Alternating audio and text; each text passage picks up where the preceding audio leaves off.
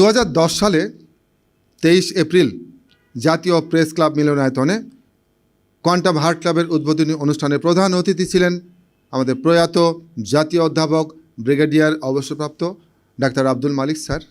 তিনি সেই অনুষ্ঠানে দ্ব্যর্থহীন কণ্ঠে বলেছিলেন যে হৃদরোগ, উচ্চ রক্তচাপ, ডায়াবেটিস এই রোগগুলোকে প্রতিরোধ করতে চাইলে, ভালো থাকতে চাইলে, নিয়ন্ত্রণ করতে চাইলে লাইফস্টাইল মডিফিকেশনের কোনো বিকল্প নাই।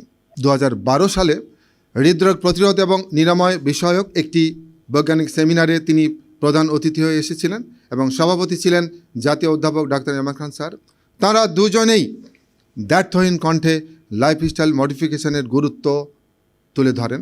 2010 সাল থেকে আমরা কোয়ান্টাম হার্ট কেয়ার ওরিয়েন্টেশন পরিচালনা করে আসছি। 2 দিনের এই ওরিয়েন্টেশনের 100তম ব্যাচ অনুষ্ঠিত হয় 2018 সালে।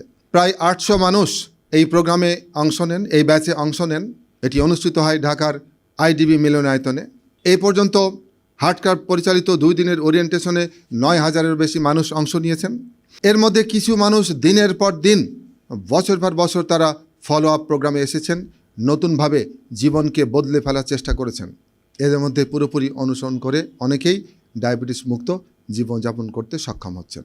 ডায়াবেটিসের ওষুধ এবং ইনসুলিন তাদের জীবনের একটি অতীত স্মৃতি।